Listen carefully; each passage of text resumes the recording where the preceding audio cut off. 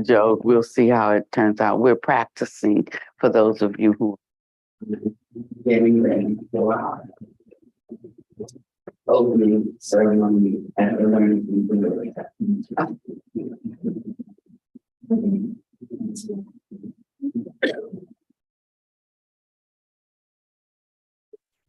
So the mic was on, so you all didn't, I guess, hear the beginning of this conversation.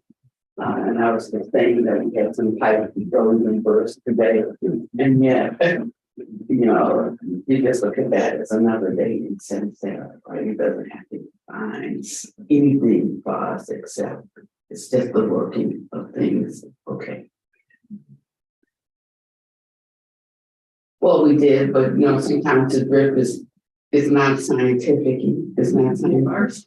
It's not scientific, and we actually had, because there are 5 or 6 residents on that side, we thought that that whole side would stay open, but those who went away for the holiday,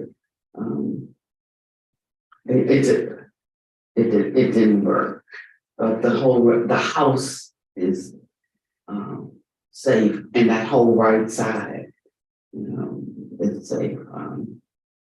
And I have been calling the plumber, you know, for 2 weeks. He promised he'd be out. You know, I'm like, a week out. I'm like, you need to really make sure you can do this because you know this is a big place, and if our pipes freeze, you know, we're just sunk. And I'll get out there. I'll get out there. And then it came down to the night before the freeze, and I'm calling him, and I'm not getting a call back. You know, and then the night of the freeze, when the temperatures really started dropping, I do have to admit that I was awake that night, and I mean I was just awake that night, and so I texted him about 3 in the morning and said, "Okay, so I can't sleep, so I will let you sleep."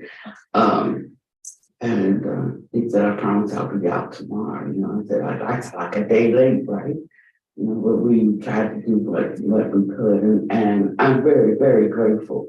So I'm more grateful than I am perturbed that maybe 1 or 2 froze. Yeah, I think it was just like the valve came open. So I think it's a quick fix and an easy cleanup, but it looked scary at first. Okay. All right. Wonderful. Well, one time we did have a freeze here, and that was scary. That whole side, I think like 8 units, you know, frozen. After that year, I had every other one put on its own shut off, you know, so that if something, you know, maybe we could help isolate and curtail the damage. But anyway, we came out the second day of the freeze, and we got most of it done. So I'm grateful for what we got done, as opposed to, you know, what has happened today. We can always look at things through a lens of gratitude, you know, then the suffering doesn't exist. And that's exactly what I wanted to talk about today. I didn't need an example.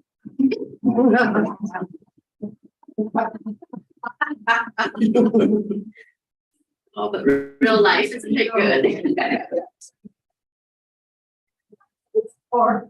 exactly what I was thinking. Like, be careful what you ask for. Okay, are we ready? Yeah, you just want to sing it? Okay. You do the heart mantra. Children first. Children first. Yeah, anyway. We'll just sing into a mic. Okay, let's actually sing into the mic. We have to so they can hear the mic. So this is Brewmaster's heart mantra, you know, so and when we chant it, it helps create a resonance, a field where our minds can merge with the mind of the teacher, and so in that way it puts us in a place that we can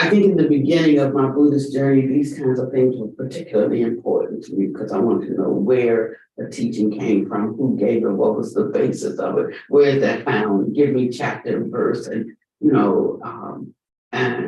and all of that. But as the decades move on, I come to find that those things are not really that important. It's a matter of how much we can actually directly experience and know for ourselves is true or not true. And that kind of knowing doesn't go beyond ourselves.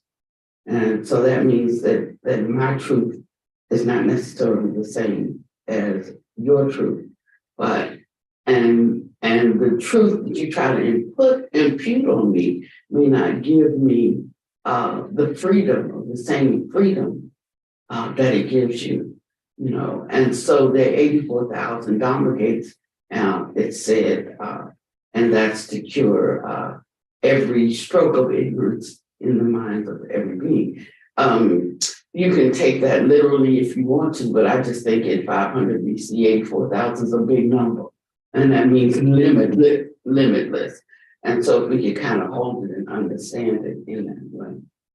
But I want to just talk a little bit about, and this is about as detailed as I'm ever going to get, because I don't think it's that significant. But in a way, it can actually help people to relax their suspicions and their deep sense of having to search out what is unessential so that we can focus on what is essential. So it says that around 100 years after the Buddha entered Parinibbana, we call it Parinibbana. We never say he died, because to attain Buddhahood is to overcome living and dying. So the body may be shed like so much clothing, but that is the one state that is permanent. So when we say everything is impermanent, we mean everything in samsara, but nirvana is not samsara. So permanence is found, and one who arrives at that state never dies. So one could think of, I certainly believe that Buddha Master, His Holiness Lodge Chain Buddha III, is enlightened, and therefore, while some may have considered that he died, he's definitely not dead.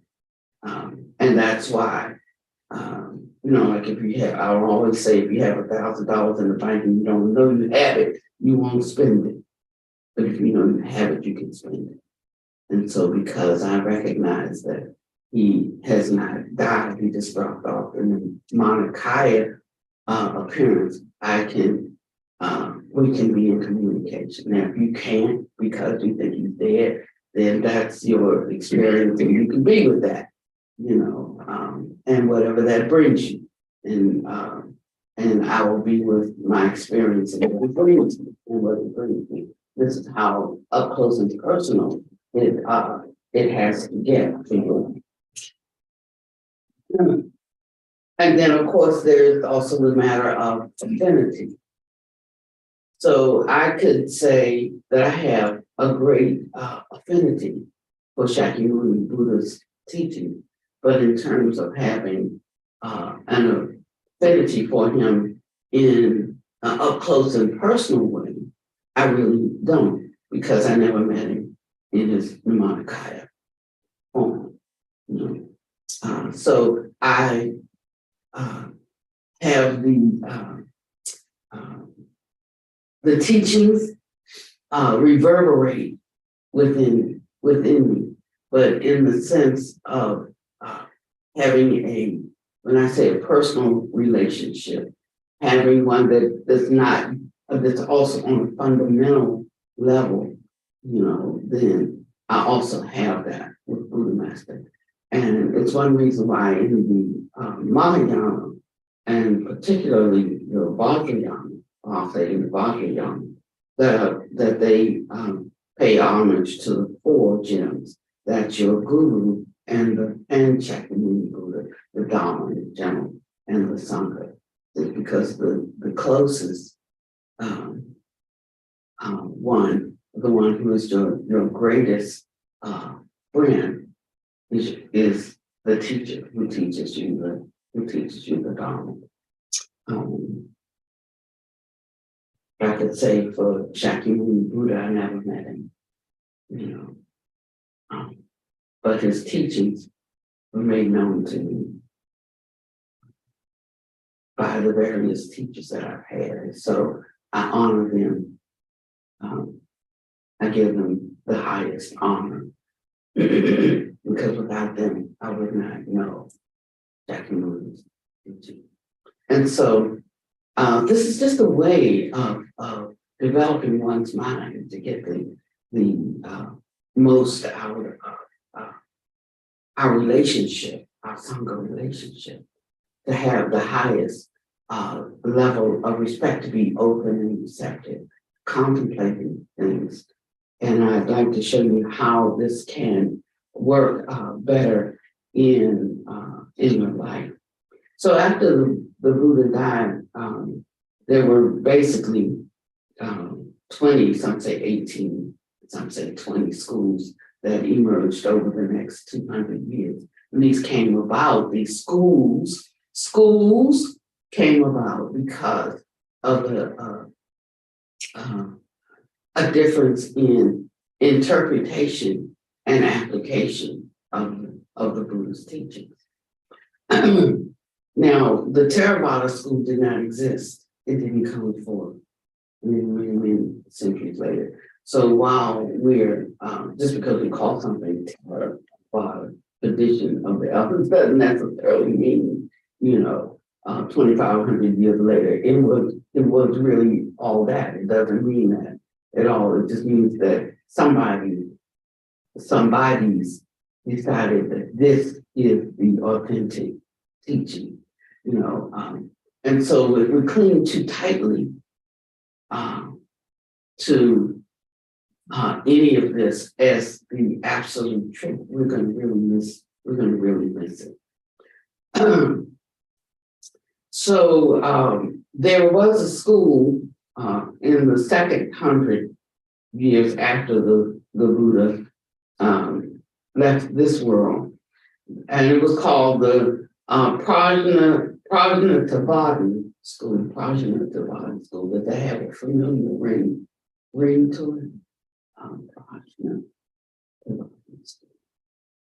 And that school is, or what has emerged as, I would have to say, from where we sit here today, that our investigation at this point or this stage in our journey is more aligned with the Prajna Tavadi School.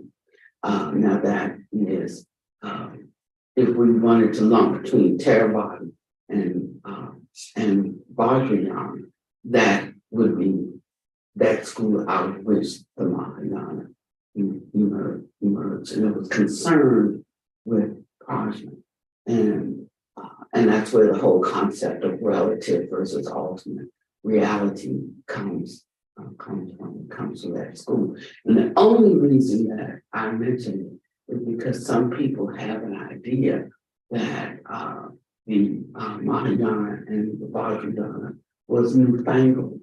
And it's not that it was necessarily newfangled, it's that some people had greater or different realizations from the same teachings than others. And so they taught out of that direct experience. So, so we can't take any school's teaching and say this and this alone is the teaching of the Buddha, nor can we say that this is a perversion of the teaching of the Buddha. because he said, teach what you know. So when you directly apprehend something, and they align with the basic structural framework of the teaching, that should be sufficient for you. In Sutta number, and I'm in the Majjhima Nikaya, the Theravada now. I think this is the right.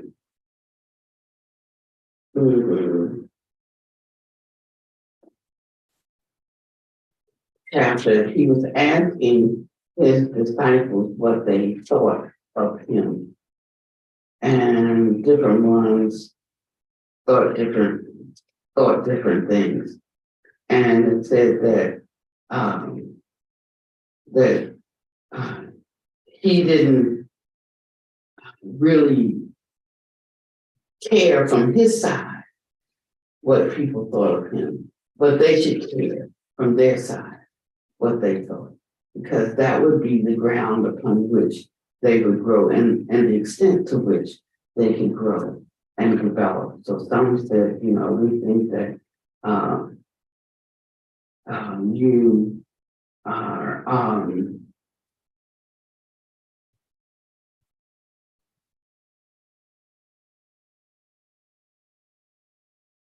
said, do you think that I teach the Dharma for the sake of having robes, or for the sake of having food, or for the sake of having a resting place, to be taken care of, or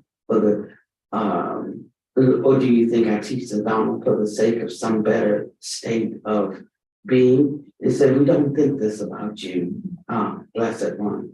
We don't think you teach us for the sake of alms, food, or resting place, or some better state.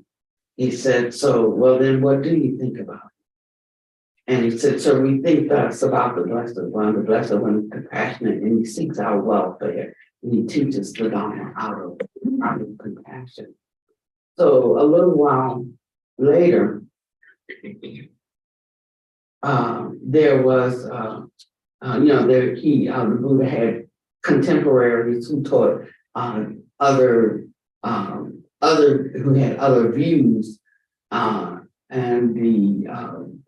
the recluses of that time, they were grouped together according to their views. They would come together and even discuss the differences in their views. So that would be maybe like the Christians and the Jews and the Muslims and the Buddhists getting together, and they would have conversations like, what do you think about this, or what do you think about that? And when they heard something, sometimes they would have something that troubled them because it was a different view.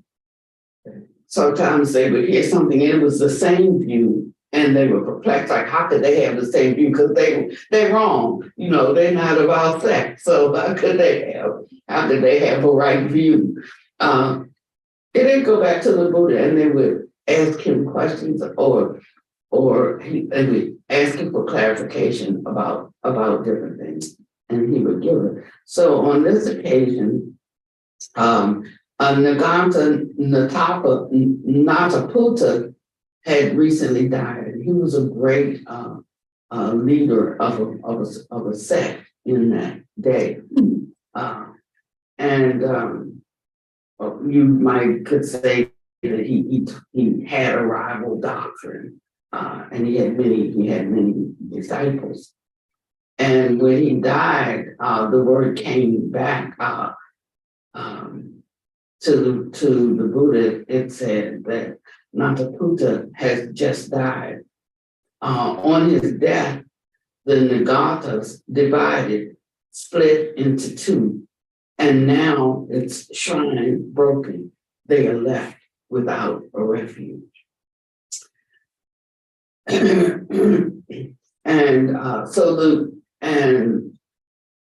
And they were asking Buddha, like, what should be done about this? And instead of him getting all into that teacher's business, trying to collect his people or anything like that, he basically said, let this be a lesson to us, let there be no dispute, let no dispute arise in the Sangha when the Blessed One has gone. For such a dispute would be for the harm and the unhappiness of many, for the loss, the harm, and the suffering of both gods and humans. Okay, so now some people, as they begin to read this, they just like strike the word God because they don't believe in God. Okay, so they just only believe in humans, and this is a very humanistic type of teaching, a very psychological, and they're and just this world, So they like to strike the word God from that. Others talk about like what it takes to walk perfectly to receive the benefits of it, and then you're only like gonna make it so far unless you do like us, unless you leave the household life, unless you put on robes, unless you go live in the forest, because that's how they interpreted and had a particular karma to move forward in the Dharma. So you see, each one, according to how it landed on, how it struck, according to his own karma, steps forward in some aspect of the hearing of the Dharma, and that produces the roadmap for their life. The danger comes in when we try to make the roadmap for our life the roadmap for everybody's. Then we start trying to coerce people to do something our way, to understand something our way. Now, I will say that if you have a way, you can fully share your way. And if somebody has a different way, they can have it all they want, as long as they don't try to break up the Sangha that you have established. They should go and form one around that view. That's what you do. The danger comes in destroying the Sangha and trying to tear down people's collective view and introduce another. See, it's no harm, no foul to have a different view. It's just don't destroy, what is already established, and try to interfere or break down that view. So he talks to us about being able to hold our views in a certain way, so that we can discourse with each other, and we can discourse openly and honestly, not in secret about, well, I don't know about that teacher, but it's to do that is to just not have understanding, and to create a kind of subterfuge that can be destructive and causes a break or a split in the Sangha, and causes the splitting out into sects, and that's the danger of it. But one thing that I liked about this is, as he was talking, he said specifically, one thing is they got into a dispute in the Sangha about livelihood, what's right livelihood, and they got into a dispute about how to walk out the Patimokkha, and that's like, the discipline of the monastic. So there was a splitting on both sides for the lay and for monastic. And what the Buddha said is, there are people who live deferential towards me, who might, when I'm gone, create a dispute in the Sangha about livelihood, and about the Patimokkha. Such disputes would be for the harm and the unhappiness of many, for the loss, the harm, and the suffering of gods and humans. Such disputes would be trifling, ananda.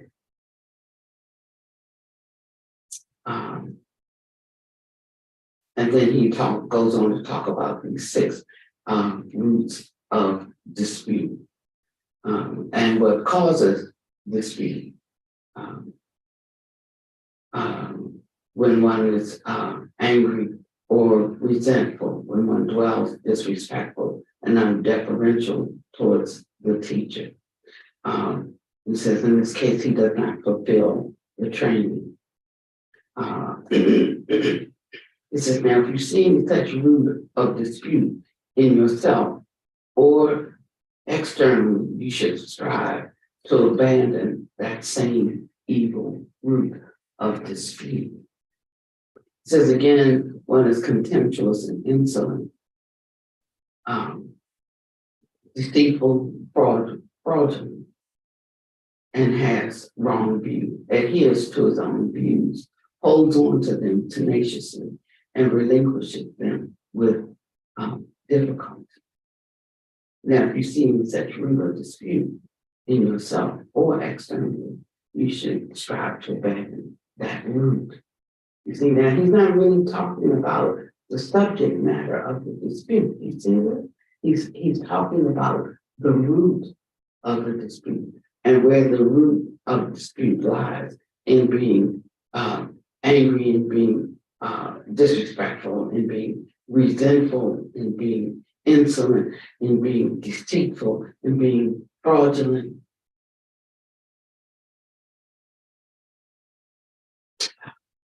Now, I love this. I love this kind of teaching, because in our desire to be to cultivate, we have this way of looking on the surface about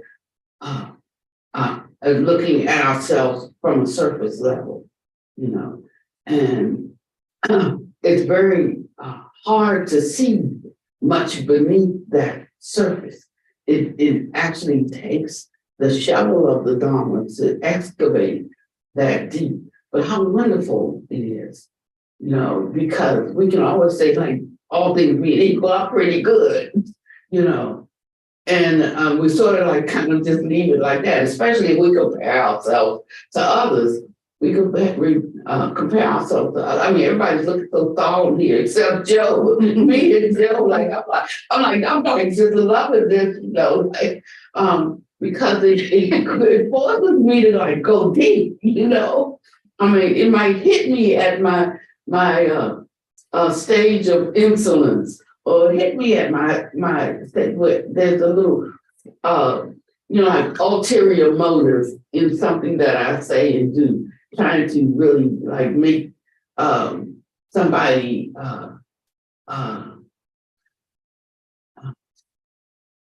to denigrate somebody's view or make them change their way. You have to go deep with this, is what I'm saying. Because if you don't go deep with it, then you're just gonna be what you've always been, and you're gonna have what you've always had. And the question is that enough? And if it is, then don't try to do anything else. Just abide in that state and be done with it. But it's a terrible thing to put forth so much effort, and yet we can't break down that stoniness because we can't hold and can't hear this kind of teaching. And it's not for everybody. It's not. I mean, babies, you give them milk. You don't give them strong meat. But at what point do you get to the place that you need more nutrients than what you can find in a bottle of milk?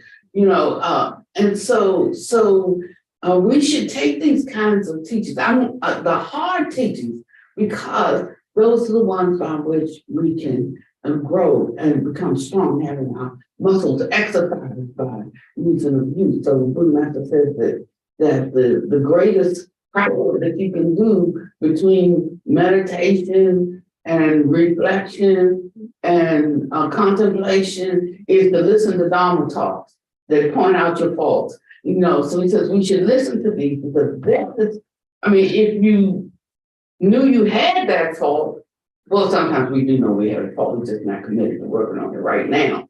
But to a great extent, we don't know. That is the ignorance, you see, that we don't know the level of our faultiness until the Dharma points it out. Our initial response to it is sort of to resist it, but that's her, not me. Our second one is to get pissed off about it, like we're being out of, well, that's not true. Well, I don't think it's all that, or whatever. And recognizing that all of these reactions really tell the truth about things, And that's where, before that, you have nothing to reflect upon. You have nothing to contemplate, But when something strikes you in a certain way, then it's like having a bruise, and then somebody put their finger in the bruise. Okay, let's say you don't have a bruise. That can just be an acupuncture point, and put your finger in that. It's like, and I don't see anything there. I'm okay, but yet underneath there's an energy center there that's extremely sensitive, I'm gonna have to press in the right place to find it. And so you maybe tap dancing all around it, you go right. It's like the spleen is the general of the body. So I think it's called spleen 25 or 25 or 28. It's right here. As soon as I touch that point, I have a pain that shoots out throughout my whole body. So acupuncture helps open up that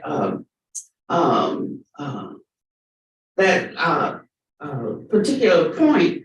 And in general, the spleen helps balance and corrects everything in the body. So if I go with one ailment or two ailments or 3 or 4 or 5 ailments, I might get 1 needle, 2 needles, 3, 4, 5 needles. But when I'm complaining about this, they just go to spleen 21, I think it is. They go to spleen 21 and they just put the needles in spleen 21. And that starts to shake up and balance, all of the organs in the body. So the Dharma can be something like that. We can use anything that we see in the external world and use it for our benefit in the Dharma. We don't have to have 188 needles in our body, because we're hurting in 188 places. All we need to know is that which governs and helps regulate the whole shebang. And so, so the acupuncturist who knows to hit spleen 21, if that's the right number, y'all don't write, so you know it's the wrong thing, because it's not about what is it? Don't major on the minor, but hitting the right point straightens everything out. So we can get on a fast track. Oh, if we get it, we can get on a fast track to our growth and our development if we didn't think we'd have to go through every little thing one by one, but find the best acupuncturist, the one who knows how to use the least number of needles to correct the greatest number of ailments. And for me, that has been Buddha Master, and that's why I introduce his teaching in the way that he teaches. And perhaps it will have the same effect for you. So then he goes on and he talks about accusations, litigation, and offense, and past insanity.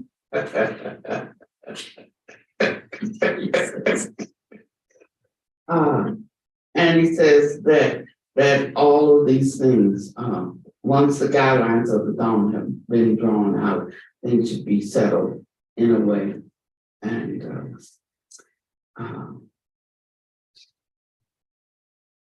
And so then he goes on into some other things. But the point that I wanted to get to was how he referred to our disputes over points in the Dharma as being trifling. That's a word that was almost a curse word in my family, because we call somebody, "You so trifling." You know, it was like, you can't say that to people. But it means, but it really means it is of lesser significance. Doesn't mean that it's insignificant. But it means that that we give more significance to it than we should. And that's why he said, come see for yourself. We don't have to dispute about certain things.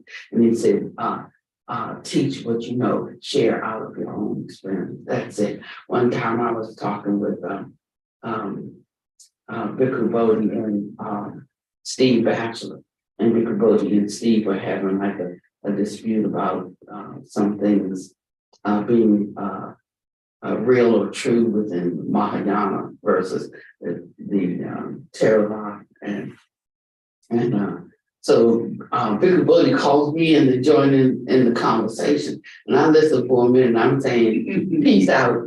You know, I'm saying I'm out of here because there's no point in me having a conversation with Stephen because, you know, all he's talking about is what he doesn't know, what he hasn't directly experienced. So how are we gonna have a conversation about this? You know, there's no way to have it. It'll only breed some contempt, you know, and some strong clinging to one's views and opinions. You know, if you're gonna tell me something is not true from your side because you never experienced it, I have nobody to dialogue with if I've experienced it. So there's no point in getting into that kind of dispute, you see what I mean? So it doesn't mean that you don't share. You can share. If someone receives that with gladness and possibility, how wonderful that is. If they don't, then no matter. That's their lives, you know. And you leave it that way. I'm just sharing with you now because sometimes we don't know. We have so codified and academized, is that a word? You don't get it. Let's make that a word. The Dharma until we make it these fixed things, and the life of it is completely lost. And then it just becomes through the studies, and it's no longer the living Dharma. So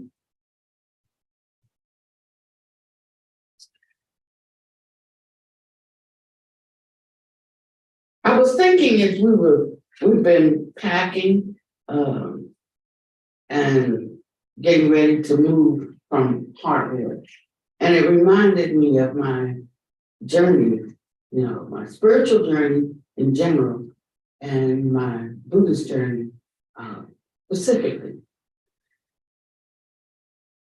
and how much stuff, how much clutter I have amassed around Buddhism and what it is, what it looks like, how it smells, how it tastes, my explanation of things, you know,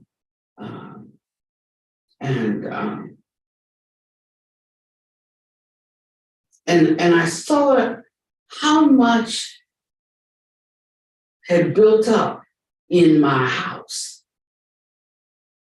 So much so that it left little room for a kind of spaciousness that could allow me, give me the liberty and the freedom to take something else in and to examine it and to ponder it and to try it. And so and that in going to a new place, didn't need to take all of that. Some of it was useful when I encountered it because it helped bring me to the place that I am. You know, but some of it is like a worn out garment. It doesn't mean that that has served its purpose in understanding and created a platform from which I could grow. So it doesn't mean that it is like necessarily discarded, but it gets absorbed into and become something that is fresh, something that lends itself to the possibility of even going further. But then a lot of it just needs to clear out because it takes up available space. Sometimes on my phone, like about every 2 days, I get a notice that says that my what do you call this? My voicemail, my box is full. And so that means somebody calls, and it can be important, trying to leave me a message that says, sorry, your box is full. And so I missed that important message that I need concerning something right now, because I've got a lot of old messages in my mailbox. Now we can understand that on a mundane level. Why can't we understand that on a spiritual level?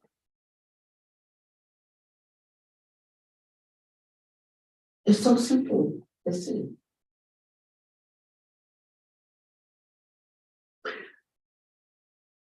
And so I was thinking that approaching this new year, that it might be good, a good talk to have on recognizing spiritual clutter, even Buddhist clutter. And, the reason why we cling to it is because of our identity view. That we are our thoughts, we are what we know. And so as we cling, to these, we fasten around our identity. And it's like being a Peter Pan, and like I don't want to grow up. It's like being Peter Pan, thinking I am always going to be childlike, but he was grown. And at the time he should be doing the things of a grown up, He had not put away childish things. And so we have to let go of these habituated ideas we have about things, just so that we can advance. That's why we send our children to school. They don't just take a seat in kindergarten and stay there forever. And when somebody from the 5th grade says, look at it this way, no, it's like this. But they keep an openness and inquisitiveness,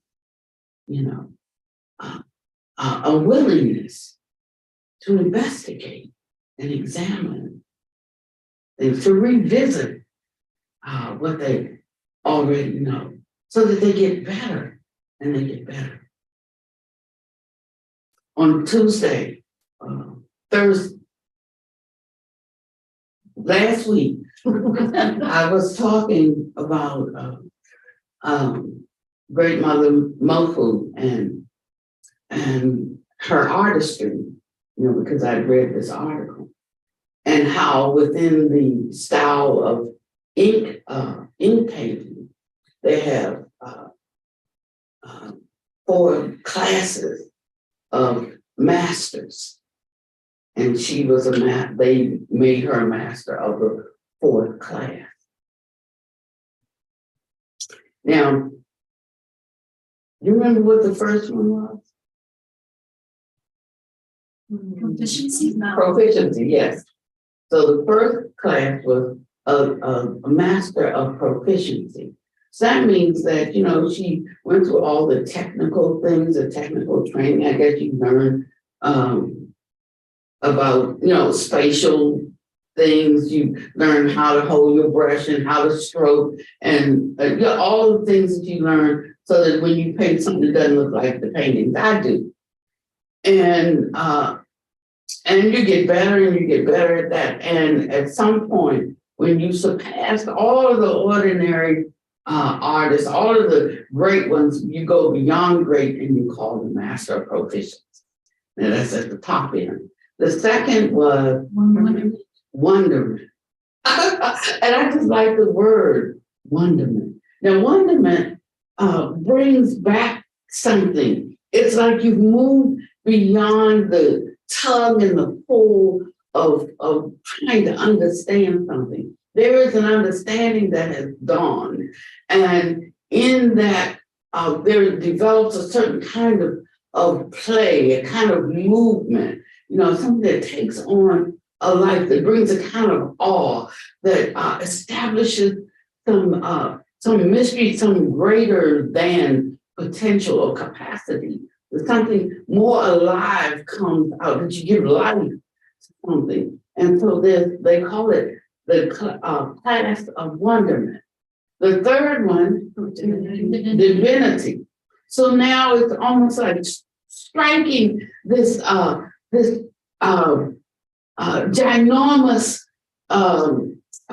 difference between heaven and earth, taking it, and I likened it to the spiritual journey, the path leading upward. So no longer rolling around in mundane, ordinary understanding, but being able to move a little deeper into it, come into a more fundamental, not rudimentary fundamental, but fundamental as the basis for everything. I used to be in construction, and depending on, the higher, the taller you wanted to build your building, the deeper and more expansive the foundation, substantial foundation had to be, so sometimes, and if that wasn't done, then that house it will collapse on you.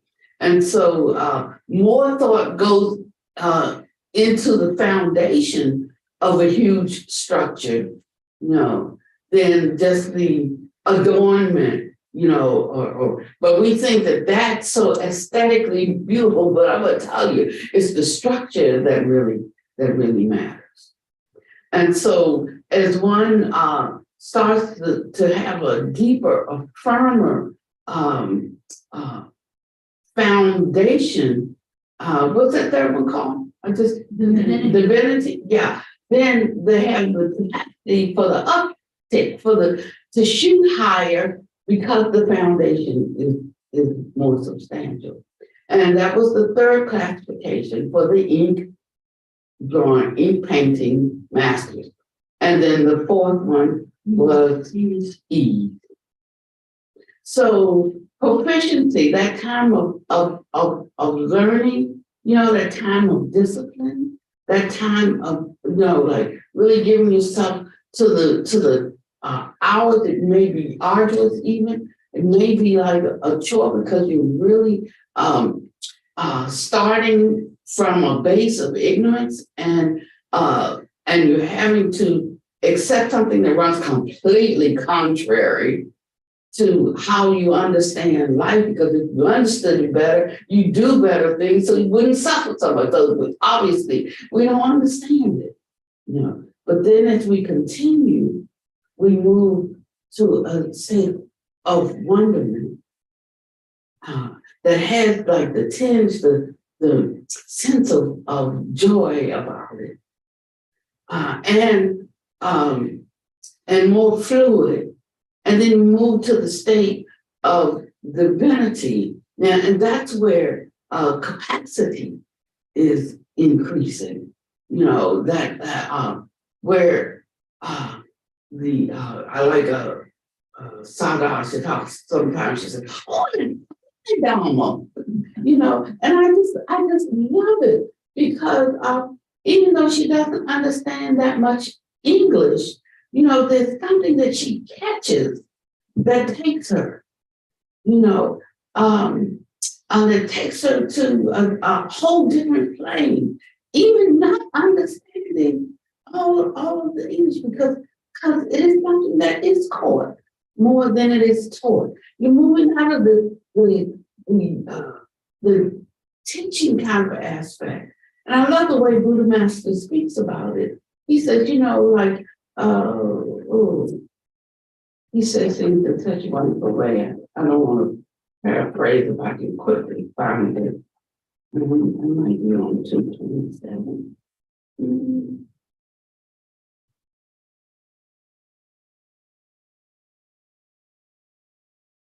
No, that's not what that's talking about. Okay, so I can't, I don't want to look for it now because it just came to me, and it might take me a while. But what he says is that basically, you know, the sutras are the sutras. They say what they say. They teach what they say is to teach what they say. But to expound on them and to speak of them, he said that should be done in a conversational, in a conversational way. So you could just read the sutra for what it says, but to really understand it, that should be done in a conversational, in an ordinary, in a conventional vernacular. And it's in these ways that people can really understand it, you know, can really get inside of them, as opposed to reading it in its archaic language or in its most formal language, which posits a theory or an idea. But it's when it comes down to a conversational tone that one can really understand it. And so that's like, and that's like that state of ease that makes something so enjoying. It makes it so easy to discuss and to think about the analogies, you know, the stories around it that help us to see how simple this is to understand, you know, or how stubbornly we're resisting, but not in a you're stopping, you're resisting, but how we can like, hey, what's wrong with me? You know, that I can't like just have just we don't have to abandon our view, but just make room for more than what we already know. And then we can put that to the test and see if it's worth anything to us. If it's not, no power, discard. If it is, that one should cleave to. You know? But not cleave to it so tightly that when the next thing comes that builds upon that we can't receive it. Otherwise, we waste it. And so once we recognize this kind of spiritual clutter, it's easier to let it go. You know?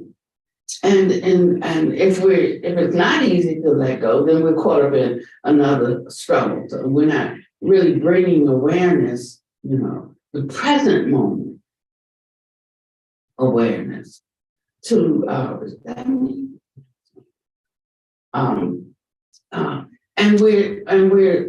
and we don't know what the problem is. So the Buddha gives us some ideas. You know, that's why we talk about the ego. Like maybe, you know, we're struggling because we have something to prove. Have something to prove to ourselves. Or we have something to prove, or feel like we have something to prove to others. That's why it's so hard for teachers to continue to grow. Because they feel that to be open in that way is to appear to not know. And they cut off the possibilities of learning. And they become, you know, dead bones. And then we concretize around what we know. And this is, you know, it's not like about ripping, you know, like ripping, pulling the rug out. Everyone does it, you know, gradually, in their own time. And if we could see this as the progression, the true progression, we would rejoice, you know, when people grow, rather than having the fear that, well, where does this leave me? Having the fear that I'm going to be outpaced. Having the fear that, but I don't know that. You know, where will my place be? You know, all of these things is really getting to the root, going to the places that scare us. really going to the place that's here.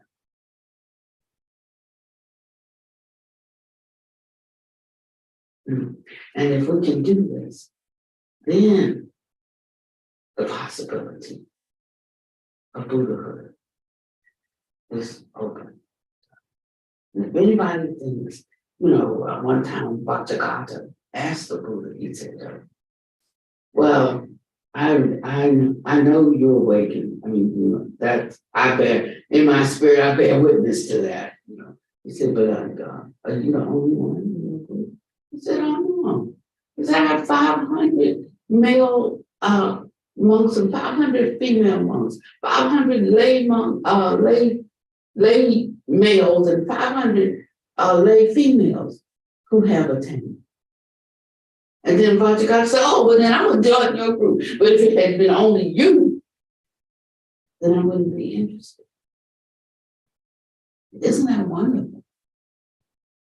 The Buddha never held to the fact that only he could be the greatest in all of creation. But he said, this is what I've discovered. And I, have found that, he said, I wasn't going to teach it because he said, I looked over the whole world and there was nobody who could receive it. What a lonely place to be in. I'm the only one. And then one of the gods came down and talked to him and said, there's others who have your dust in their eye. You could share this and they will get it. So he said, and then I surveyed with my Dharma. So indeed, there are others who have little dust. That's some great acknowledgement. People don't talk about that much. I've never heard any teacher read that. I haven't. Buddha Master talks about it all the time, so people think that he's crazy. But he said, I'm just restoring what Shakyamuni said in its full strength, in its entirety, in its integrity, so that although the bar has been lowered for us, I like to reestablish the standard. I'm going to remind you what he said, what the path is, the way leading towards that ultimate goal, because there is a goal. And so that you understand these things. We won't find it in contemporary books because they don't embrace that. So if contemporary teachings are my standard, then I'm going to get what everybody else has gotten. Is that enough? If it is, there's a gazillion books and teachings that regurgitate that same mediocrity. Go right ahead.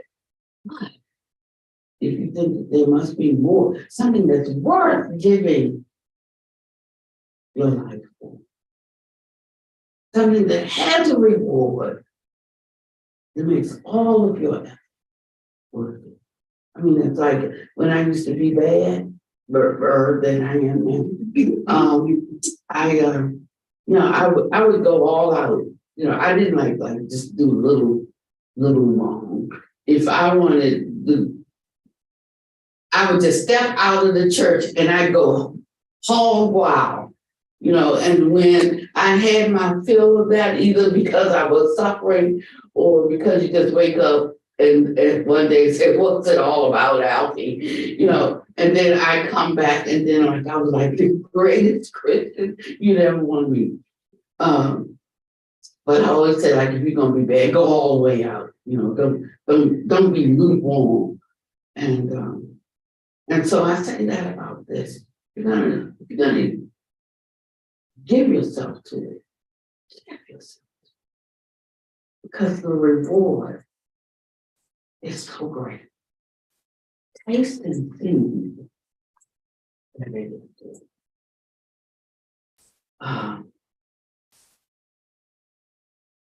I also want to say, as a precaution, we also don't have to like just rush out and like, because we're getting rid of our clutter. I mean, the whole purpose of it is to create spaciousness, right? So we need to be careful about running out then in a naive kind of way, like grabbing everybody else's clutter and bringing that clutter in. I mean, you just cleaned out your house, for a purpose. So don't fill your house with other people's junk, you know. And that's where it takes some discipline, because we can get so excited, especially after you cleaned out the house, and I gotta get the furniture in here, and so we started going around trying to put other stuff in there to fill the room back up, but no need. As one starts to understand I won't say the deeper principles, we always talk about the deeper principles, the higher things, but I consider these the rudimentary, the foundational things. And as we start going to those foundational things, then the essences that we craft, that we create, that we build upon that become riches.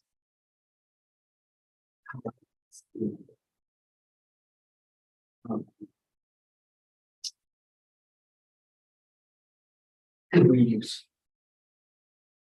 We're useful. There's when we do the 4 limitless states of mind, we think about it in a particular way. Some of us have learned it in the Theravada that talks about loving kindness and the abiding in the Dharma, the heart is loving kindness and compassion, altruistic joy in the successes of others, and what we call equanimity, the Buddha Master called boundless generosity. That is the equanimity, just like equalness, a boundless kind of generosity, not like,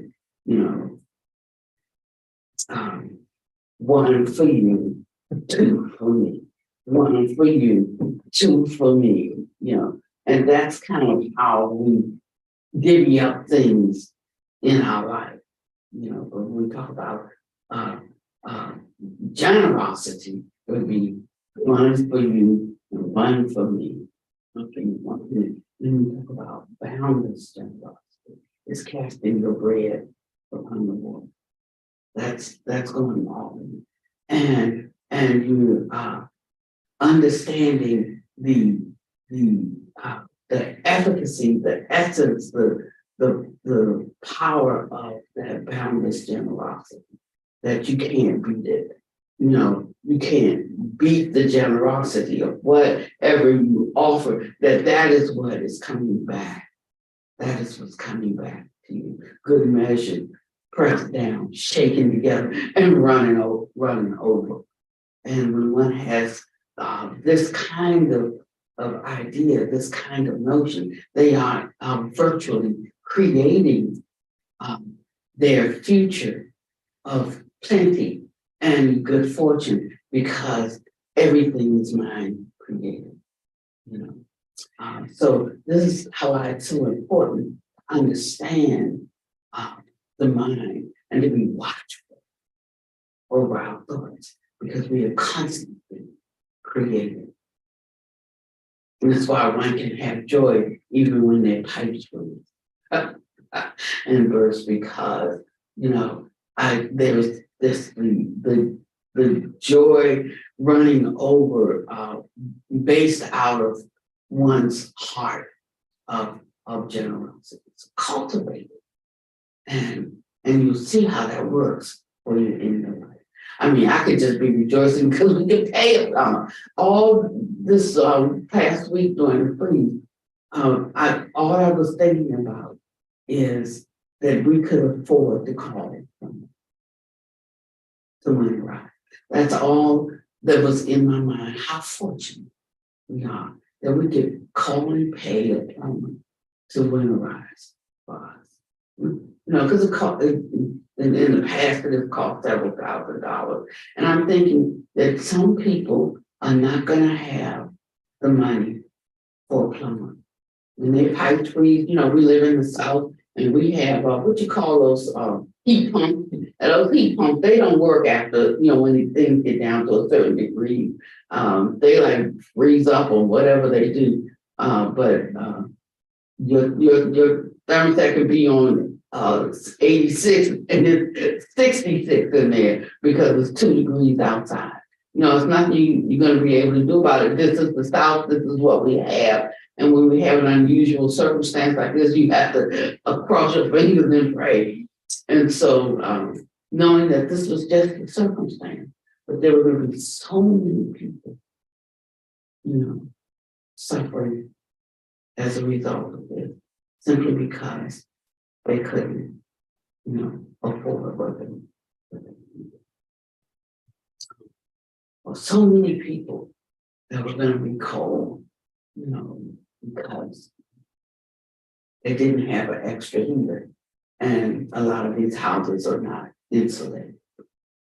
So many people that would be suffering worse than I knew I was going to suffer some, you know. So just knowing that, you know, because that comes from knowing what you have, just knowing there was going to be some. But if you couldn't even call it something compared to how some people suffer this pain. So continually my mind and my heart was with them, you know, trying to sustain them with my own great wish, my own great intention. If there was any truth to the dedication of merit for those who need help and comfort, you know, offering that and recognizing that that is a law. While all laws are not physical, there are laws that are not physical, but they impact the physical. And if you don't get that, that's another teaching from another day. So I'd like to encourage you going into this new year to have to be appreciative, you know, of maybe decluttering and opening oneself up, you know, so that opening the window, actually things really can air out, no matter, you know, how impossible it seems. There are remedies if we want them. But everything. And people are unhappy, and the harm come to you and them. Maybe always inevitable.